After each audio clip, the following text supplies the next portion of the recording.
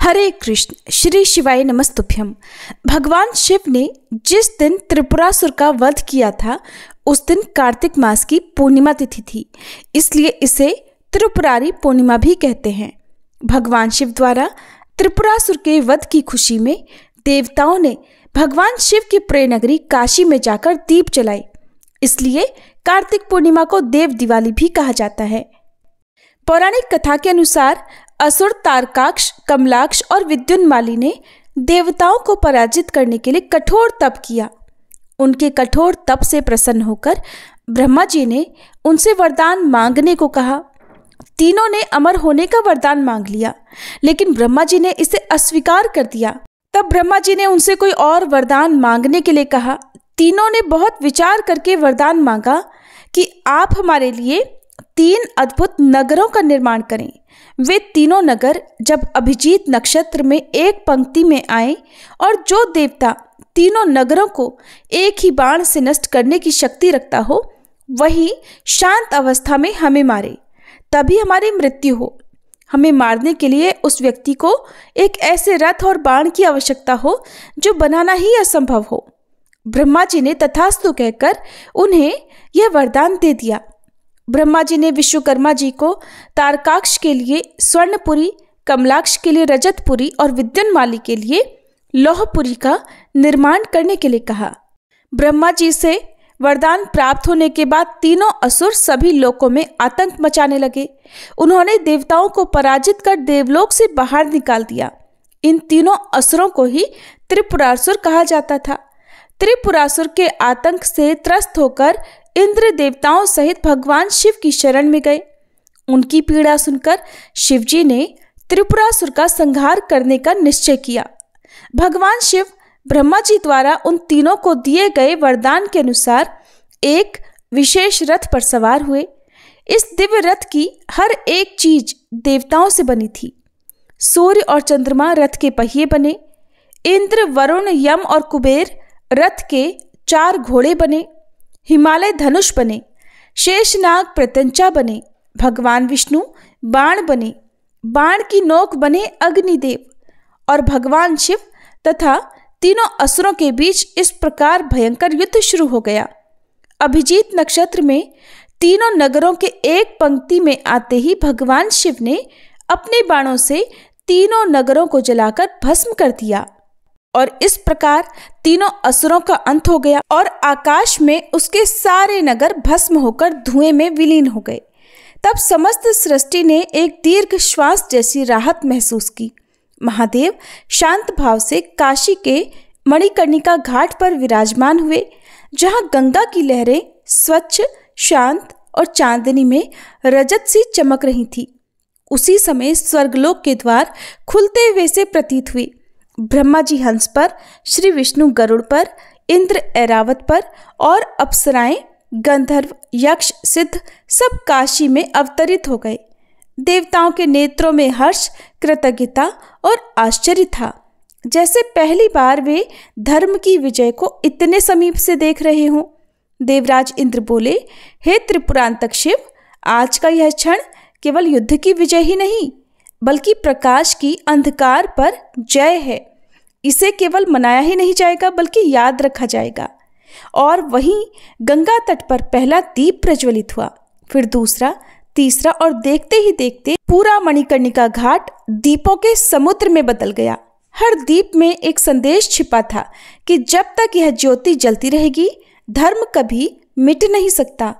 गंगा की धारा पर तैरते हुए दीप ऐसे लग रहे थे मानो आकाश के तारे पृथ्वी पर उतरकर गंगा जी में स्नान कर रहे हों।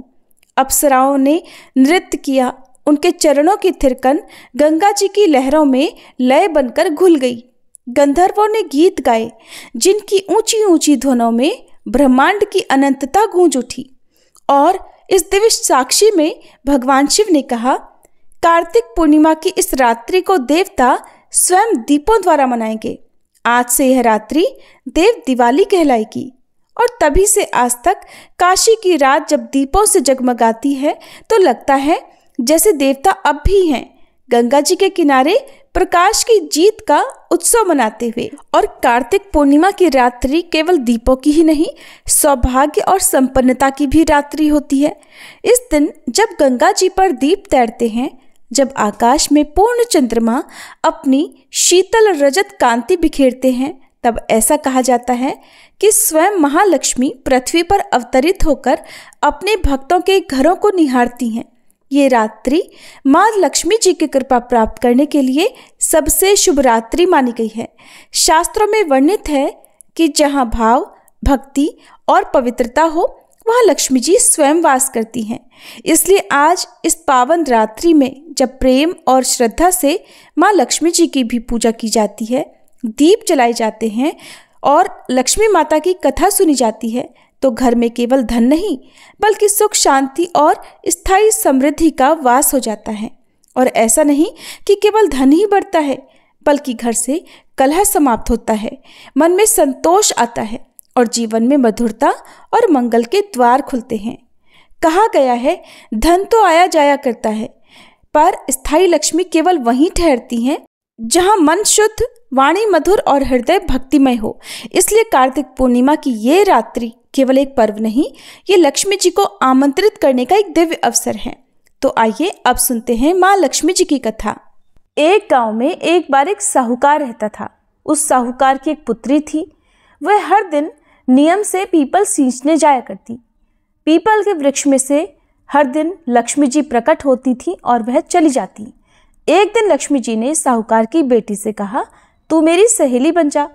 लड़की ने कहा, मैं अपने पिता से पूछकर कल आऊंगी। साहूकार की बेटी ने घर जाकर अपने पिता को सारी बात कह दी। तब उसके पिताजी बोले, बेटी, वह तो लक्ष्मी जी हैं, अपने को और क्या चाहिए, तू लक्ष्मी जी की सहेली बन जा। दूसरे दिन वह लड़की फिर गई।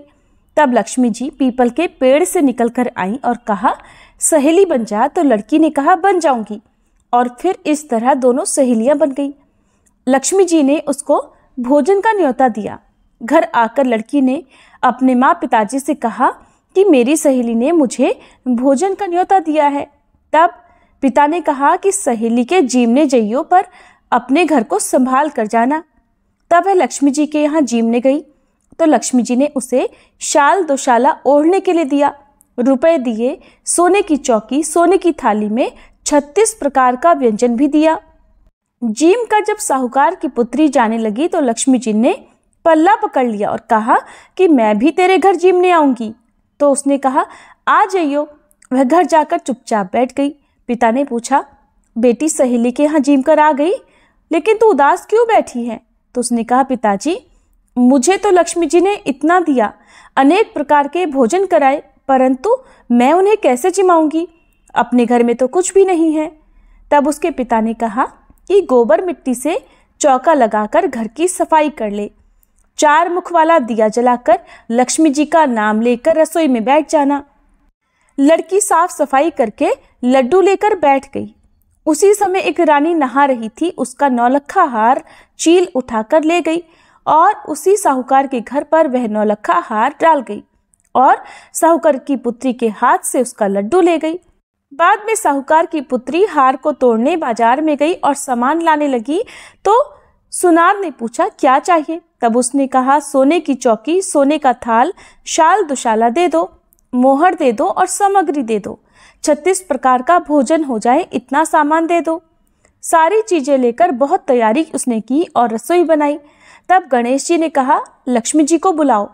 आगे आगे गणेश जी और पीछे पीछे लक्ष्मी जी चली आई। साहूकार की बेटी ने चौकी डाल दी और कहा, आओ सहेली, बैठ जाओ, चौकी पर विराजमान हो जाओ। जब लक्ष्मी जी ने कहा, सहेली, चौकी पर तो राजा रानी के यहाँ भी नहीं बैठी, किसी के भी नहीं बैठी, तो उसने कहा, लेकिन मेरे यहाँ तो बैठना पड़ेगा। तब साहूकार की पुत्री के आग्रह पर लक्ष्मी जी चौकी पर बैठ गई। अब तो साहूकार की पुत्री ने उनकी खूब खातिर की। जैसे लक्ष्मी जी ने करी थी वैसे ही उसने भी की। लक्ष्मी जी उस पर प्रसन्न हो गई। घर में खूब रुपया और लक्ष्मी हो गई। साहूकार की बेटी ने कहा, मैं अभी आ रही हूँ, तुम यहीं बैठी रहना। ऐसा कहकर वह चली गई। लक्ष्मी जी गई नहीं और चौकी पर ही बैठी रही। उसको बहुत सारी धन दौलत, सुख समृद्धि दे दी।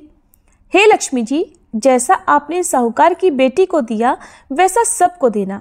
कहते सुनते हुंकारा भरते अपने सारे परिवार को देना, पीहर में देना, ससुराल में देना, बेटे पोते को देना।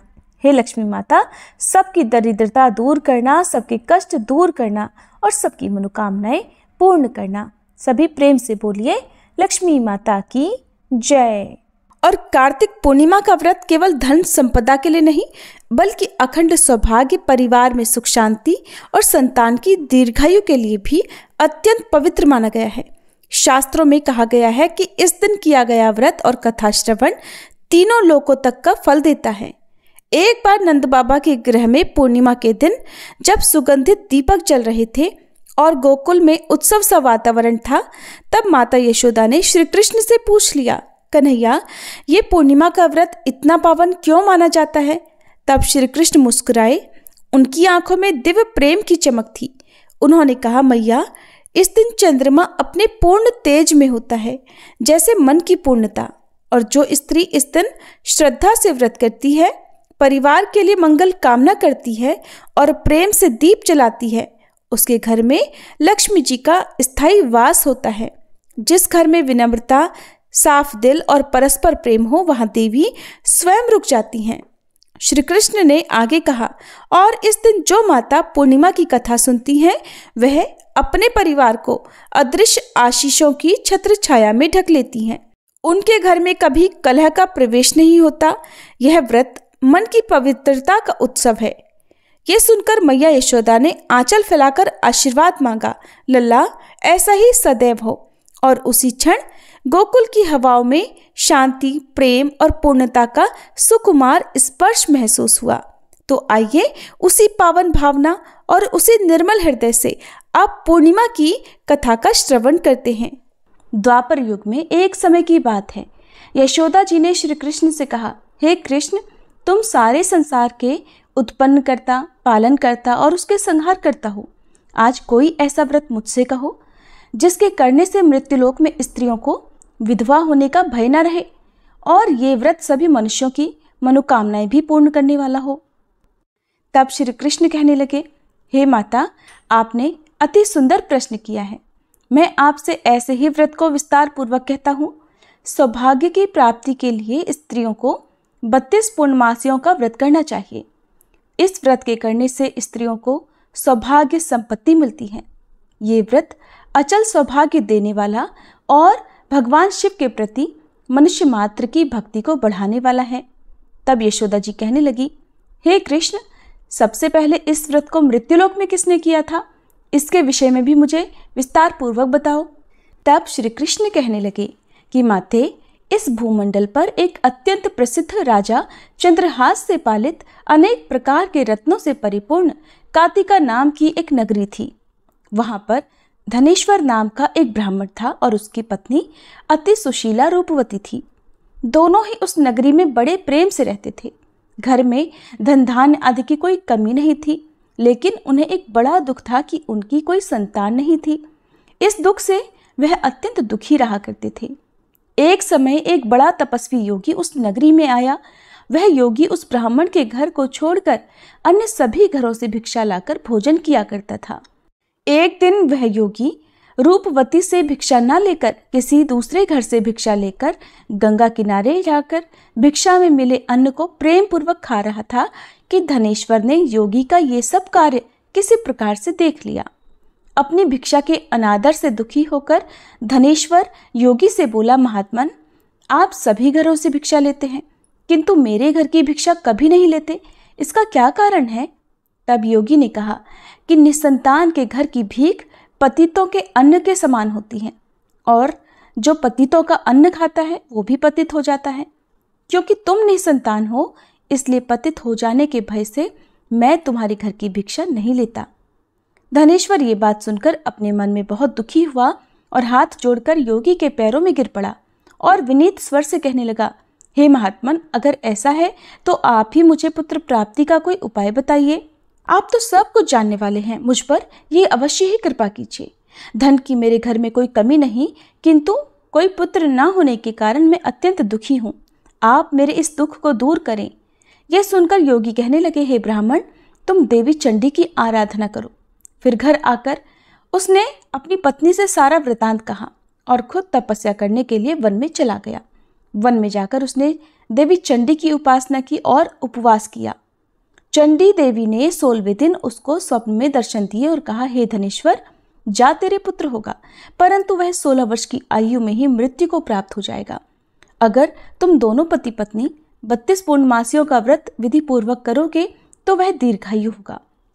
जितनी तुम्हारी सामर्थ्य हो आटे के उतने दिए बनाकर शिवजी का पूजन करना, किंतु पूर्णमासी को 32 की संख्या पूरी हो जानी चाहिए। प्रातःकाल होने पर इस स्थान के पास ही तुम्हें आम का एक वृक्ष दिखाई देगा। उस पर चढ़कर तुम एक फल तोड़कर जल्दी अपने घर चले जाना और अपनी पत्नी से सारा वृत्तांत कहना। ऋतु स्नान के बाद वह स्वच्छ होकर श्री शंकर जी का ध्यान करके उस फल को खा लेगी। तब शंकर भगवान की कृपा से उसको गर्भ ठहर जाएगा। जब वह ब्राह्मण प्रातःकाल उठा तो उसने उस स्थान के पास ही आम का एक वृक्ष देखा, जिस पर अत्यंत सुंदर आम का एक फल लगा हुआ था। ब्राह्मण ने उस आम के वृक्ष पर चढ़कर फल को तोड़ने का प्रयास किया, किंतु वृक्ष पर कई बार प्रयास करने पर भी वह नहीं चढ़ पाया। अब तो ब्राह्मण को बड़ी चिंता हुई। तब वह विघ्न विनाशक श्री गणेश जी की वंदना करने लगा कि हे दयानिधे, अपने भक्तों के विघ्नों का नाश करके उनके मंगल कार्य को करने वाले, दुष्टों का नाश करने वाले, रिद्धि सिद्धि के देने वाले आप मुझ पर कृपा करें। प्रभु, मुझे इतना बल दें कि मैं अपने मनोरथ को पूर्ण कर सकूं। इस प्रकार सच्चे मन से गणेश भगवान की प्रार्थना करने पर वह भगवान की कृपा से वृक्ष पर चढ़ गया। वृक्ष पर से फल तोड़कर उसने घर आकर अपनी पत्नी को वह फल लाकर दे दिया और उसकी पत्नी ने अपने पति के कहे अनुसार उस फल को खा लिया और वह गर्भवती हो गई। देवी चंडी की असीम कृपा से उसे एक अत्यंत सुंदर पुत्र हुआ, जिसका नाम उन्होंने देवीदास रखा। माता पिता के हर्ष और शोक के साथ वह बालक शुक्ल पक्ष के चंद्रमा की तरह अपने पिता के घर में पढ़ने लगा। देवी की कृपा से वह बालक बहुत ही सुंदर, सुशील और विद्या में बहुत निपुण हो गया। देवी की आज्ञा अनुसार उसकी माता ने 32 पूर्णमासी का व्रत रखना आरंभ कर दिया, जिससे उसका पुत्र बड़ी आयु वाला हो जाए। 16वां वर्ष लगते लगते देवीदास के माता पिता को बड़ी चिंता हो गई कि कहीं उनके पुत्र की इस वर्ष मृत्यु न हो जाए। इसलिए उन्होंने अपने मन में विचार किया कि अगर ये दुर्घटना उनके सामने हो गई तो वे कैसे सहन कर सकेंगे। इसलिए उन्होंने देवीदास के मामा को बुलाया और कहा, हमारी इच्छा है कि देवीदास 1 वर्ष तक काशी में जाकर विद्या अध्ययन करे और उसको तुम अकेला कभी नहीं छोड़ना। इसलिए तुम साथ में जाओ और 1 वर्ष के बाद इसको वापस लौटा लाना। सारा प्रबंध करके उसके माता पिता ने काशी जाने के लिए देवीदास को एक घोड़े पर बिठाया और उसके मामा को उसके साथ कर दिया। किंतु बालक के अल्पायु होने की बात बालक को या उसके मामा को नहीं कही। धनेश्वर ने अपनी पत्नी के साथ मिलकर अपने पुत्र की मंगल कामना और दीर्घायु के लिए देवी भगवती की आराधना और पूर्णमासियों का व्रत आरंभ कर दिया। इस प्रकार बराबर 32 पूर्णमासी का व्रत पूरा किया। कुछ समय बीतने के बाद एक दिन वह दोनों मामा और भांजे रास्ते में रात बिताने के लिए किसी ग्राम में ठहरे हुए थे।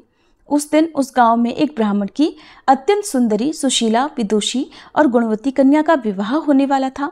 जिस धर्मशाला के अंदर वर और उसकी बारात ठहरी हुई थी, उसी धर्मशाला में देवीदास और उसके मामा भी ठहरे हुए थे। संयोगवश कन्या को तेल आदि चढ़ाकर मंडप आदि का कर्म किया गया तो लग्न के समय वर को धनुर्वात हो गया। वह हिलने डुलने और चलने में बिल्कुल असमर्थ हो गया। तब वर के पिता ने अपने परिवारजनों से परामर्श करके निश्चय किया कि ये देवीदास मेरे पुत्र जैसा ही सुंदर है, मैं इसके साथ ही लगन करा दूं और बाद में विवाह के सभी कार्य मेरे पुत्र के साथ हो जाएंगे। ऐसा सोचकर देवीदास के मामा से जाकर वह बोला कि तुम थोड़ी देर के लिए अपने भांजे को हमें दे दो, जिससे विवाह के लग्न का सारा कार्य सुचारू रूप से हो सके।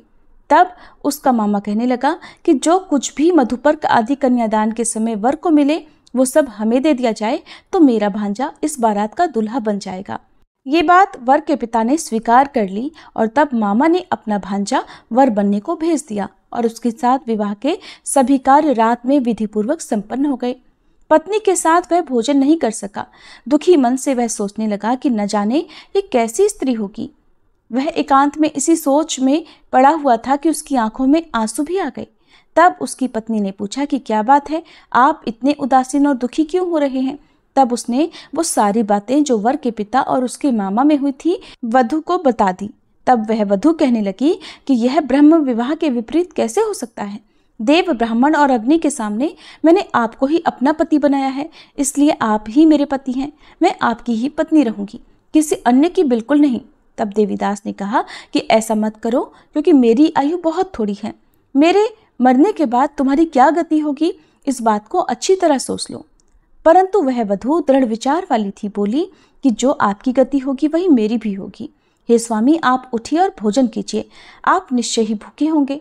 तब देवीदास और उसकी पत्नी ने मिलकर भोजन किया और रात में वे सो गए। प्रातःकाल देवीदास ने अपनी पत्नी को 3 नगों से जड़ी हुई एक अंगूठी और एक रुमाल दिया और बोला, प्रिय, इसे संकेत समझकर रखो और शांत हो जाओ। मेरा स्मरण और जीवन जानने के लिए एक पुष्प वाटिका बना लो, उसमें सुगंधी वाली एक नव मल्लिका लगा लो। उसको हर दिन जल से सींचना और आनंद के साथ खेल कूदना और उत्सव मनाना। जिस समय और जिस दिन मेरी मृत्यु का होगा, ये फूल सूख जाएंगे और जब ये फिर से हरे भरे हो जाएं तो समझ लेना कि मैं जीवित हूँ। ये बात निश्चय करके समझ लेना और इसमें कोई संशय मत करना। ऐसा समझा बुझाकर वह चला गया। प्रातःकाल होते ही वहां पर गाजे बाजे बजने लगे। जिस समय विवाह के कार्य समाप्त करने के लिए वर तथा सब बाराती मंडप में आए तो कन्या ने वर को भली प्रकार से देखकर अपने पिता से कहा कि ये मेरा पति नहीं है। मेरा पति वही है जिसके साथ रात में मेरा विवाह हुआ था। इसके साथ तो मेरा विवाह ही नहीं हुआ। अगर ये वही है तो बताए कि मैंने इसको क्या दिया था और रात में हमारे बीच में क्या गुप्त बातें हुई थी, वो सब बताई। पिता ने उसके कहे अनुसार वर को बुलवाया। कन्या की सारी बातें सुनकर वह कहने लगा कि मैं कुछ नहीं जानता। इसके बाद वह लज्जित होकर अपना समूह लेकर चला गया और सारी बारात भी अपमानित होकर वहां से लौट गई। भगवान श्री कृष्ण आगे बोले, हे माते, इस प्रकार देवीदास काशी विद्या पढ़ने के लिए चला गया। जब कुछ समय बीत गया तो काल से प्रेरित होकर एक सांप रात के समय उसको डसने के लिए वहां पर आया। उस विषधर के प्रभाव से उसके बिस्तर के चारों ओर से विष की ज्वाला से वह बिस्तर विषैला हो गया, परंतु व्रतराज के प्रभाव से उसको वह सांप काट नहीं पाया, क्योंकि पहले ही उसकी मां ने 32 पूर्णमासी का व्रत कर रखा था। इसके बाद मध्याह्न के समय स्वयं काल वहां पर आया और उसके शरीर से उसके प्राणों को निकालने का प्रयास करने लगा, जिससे वह मूर्छित होकर धरती पर गिर पड़ा। भगवान की कृपा से उसी समय देवी पार्वती जी के साथ श्री शंकर जी वहां पर आ गए। उसको मूर्छित दशा में देखकर देवी पार्वती ने भगवान से प्रार्थना की, हे प्रभु, इस बालक की माता ने पहले 32 पूर्णमासी का व्रत किया था, जिसके प्रभाव से हे भगवान अब आप इसको प्राणदान दे दीजिए। देवी के कहने पर भक्त वत्सल भगवान ने उस बालक को प्राणदान दे दिया। इस व्रत के प्रभाव से काल को भी पीछे हटना पड़ा और देवीदास स्वस्थ होकर बैठ गया। उधर उसकी पत्नी उसके काल की प्रतीक्षा किया करती थी। एक दिन उसने देखा कि उस पुष्प वाटिका में पत्र पुष्प कुछ भी नहीं रहे, सब कुछ सूख कर नष्ट हो गए हैं, तो उसे बड़ा आश्चर्य हुआ। किंतु कुछ ही क्षण में वह सब वाटिका पहले की तरह हरी भरी हो गई। तब वह समझ गई कि उसके पति पुनर्जीवित हो गए हैं। ये देखकर वह बहुत प्रसन्न होकर अपने पिता से कहने लगी, पिताजी, मेरे पति जीवित हैं, आप उनको ढूंढिए। जब 16वां वर्ष बीत गया तो देवीदास भी अपने मामा के साथ काशी से वापस अपने घर के लिए चल पड़ा। इधर उसके ससुर उसको ढूंढने के लिए घर से जाने ही वाले थे कि वह दोनों मामा भांजा वहीं पर आ गए। उसको आया देखकर उसका ससुर बड़ी प्रसन्नता के साथ उसे अपने घर में ले गया। उस समय नगर के निवासी भी वहां इकट्ठा हो गए और फिर सब ने निश्चय किया कि अवश्य ही इस बालक के साथ इसी कन्या का विवाह हुआ था। उस बालक को जब कन्या ने देखा तो पहचान लिया और कहा कि ये तो वही है जो संकेत करके गए थे। फिर सब कहने लगे कि भला हुआ जो ये आ गया, और तब सब नगरवासियों ने खूब आनंद मनाया। कुछ दिन के बाद देवीदास अपनी पत्नी और अपने मामा के साथ अपने ससुर के घर से बहुत सारा उपहार लेकर अपने घर की ओर चल पड़ा। जब वह अपने नगर के निकट गया तो कई लोगों ने उसे देखकर उसके माता पिता को पहले ही जाकर सूचना दे दी कि तुम्हारा पुत्र देवीदास अपनी पत्नी और मामा के साथ आ रहा है। ऐसा सुनकर पहले तो उन्हें विश्वास ही नहीं हुआ, किंतु जब और लोगों ने भी आकर उनकी बात का समर्थन किया तब उन्हें बड़ा आश्चर्य हुआ। इतने में ही देवीदास भी अपने घर पहुंच गया और देवीदास ने अपने माता पिता के चरणों में सिर रखकर प्रणाम किया और उसकी पत्नी ने भी अपने सास ससुर के चरणों को स्पर्श किया। तो माता पिता ने अपने पुत्र और पुत्रवधू को अपने हृदय से लगा लिया और सबकी आंखों से प्रेम के आंसू बहने लगे। अपने पुत्र और पुत्रवधू के आने की खुशी में धनेश्वर ने बड़ा भारी उत्सव किया और ब्राह्मणों को भी बहुत सी दान दक्षिणा देकर प्रसन्न किया। भगवान श्री कृष्ण कहने लगे, माते, इस प्रकार धनेश्वर 32 पूर्णमासियों के व्रत के प्रभाव से पुत्रवान हो गया। जो भी स्त्रियां इस व्रत को करती हैं वे जन्म जन्मांतर में भी वैधव्य का दुख नहीं भोगती और सदैव सौभाग्यवती रहती है। ये मेरा वचन है, इसमें कोई संदेह नहीं। यह व्रत पुत्र पौत्रों को देने वाला तथा संपूर्ण मनोकामनाओं को पूर्ण करने वाला है। 32 पूर्णमासियों के व्रत करने से व्रती की सारी इच्छाएं भगवान की कृपा से पूर्ण हो जाती हैं।